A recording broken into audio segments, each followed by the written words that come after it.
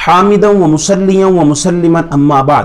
ہندوستان کے مشہور اداکار سشانت سنگھ راجپوت نے خودکشی کر لی اور اس کے بارے میں کہا جا رہا ہے کہ وہ پچھلے 6 مہینے سے ڈپریشن کا شکار تھا۔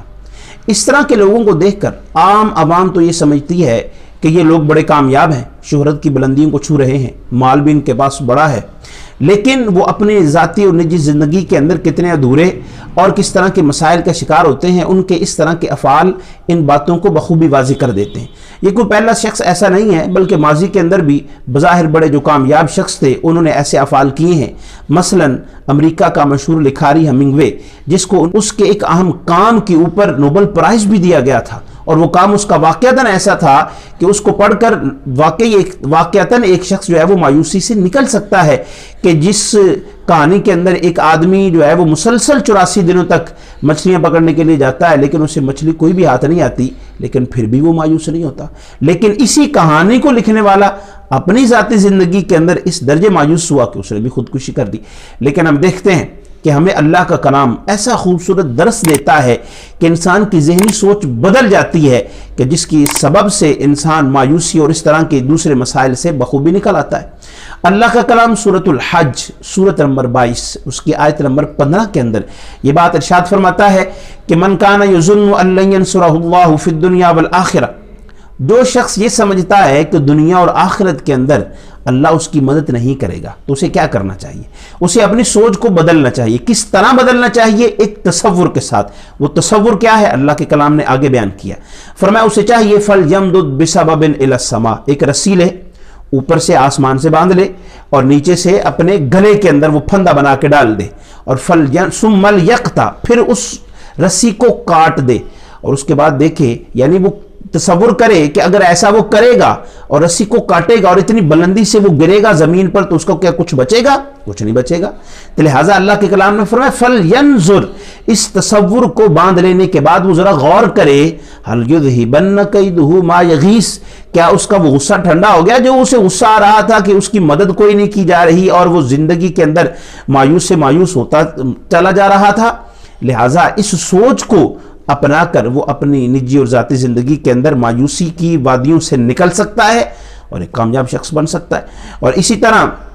ہم دیکھتے ہیں کہ سیدنا علی المرتضیٰ کرم اللہ تعالی وجہ الکریم کا ایک بڑا مشہور قول ہے اس زمن کے اندر، کہ آپ کو کسی نے یہ بات کہی کہ آپ کو اگر کوئی شخص کمرے کے اندر بند کر دے اور کمرے کے اندر جانے کا کوئی رستہ بھی موجود نہ ہو، تو آپ یہ بتلائیں کہ آپ کو رزق کہاں سے ملے گا؟ تو جناب علی نے کیا جواب دیا؟ آپ نے ارشاد فرمایا مجھے بند کمرے میں رزق وہاں سے ملے گا جہاں سے میری موت آئے گی۔ یعنی اس بات کو تو دنیا کے کسی بھی مذہب کا پیروکار شخص نہیں جھٹلا سکتا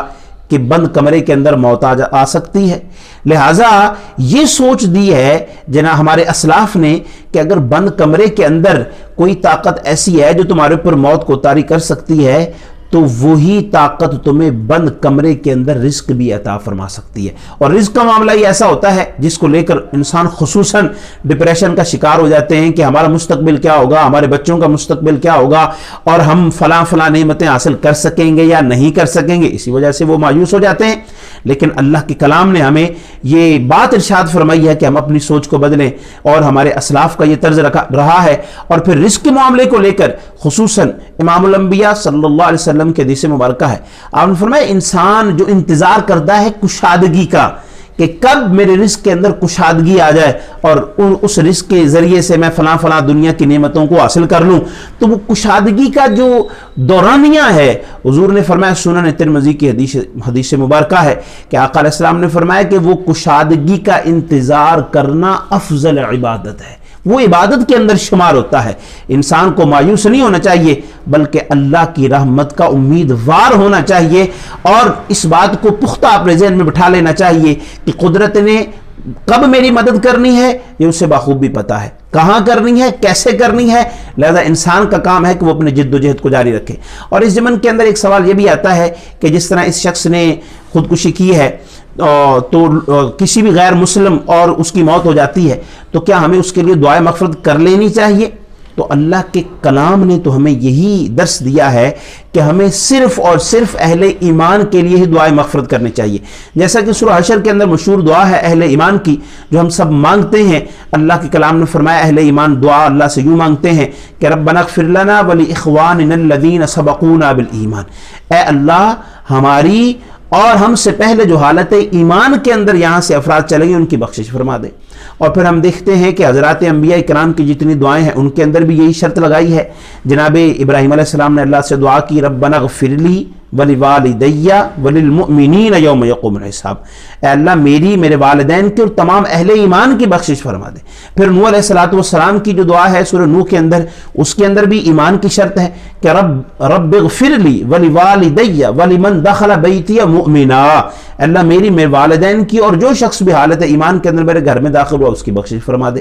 اور پھر ہم یہ دیکھتے ہیں کہ یہی طرز ہمیں نظر آتا ہے باقی تمام دعاؤں کے اندر بھی جو مسنون ہے کہ ایمان جو ہے وہ شرط ہے. جیسا کہ سورۃ توبہ سورۃ نمبر 9 اس کی آیت نمبر 113 کے اندر بھی اللہ رب العزت نے اہل ایمان کو یہ ضابطہ عطا فرمایا ہے کہ ما کان للنبی والذین آمنوا ان یستغفروا للمشرکین، کہ نبی صلی اللہ علیہ وسلم کے لیے اور اہل ایمان کے لیے یہ بات شایان شان نہیں ہے کہ وہ مشرکین کے لیے دعائے مغفرت کرے، دعائے استغفار کرے، اگرچہ وہ ان کے قریبی رشتہ دار کیوں نہ ہو. لہٰذا ہمیں فقط اور فقط اہل ایمان ہی کے لیے دعا کرنی چاہیے. یہی طرز ہے، یہی طریقہ ہے جو ہمیں ہماری شریعت نے بتلایا ہے اور ہمارے اسلاف نے کر کے دکھایا ہے. بآخر دعوانا الحمدللہ رب العالمین.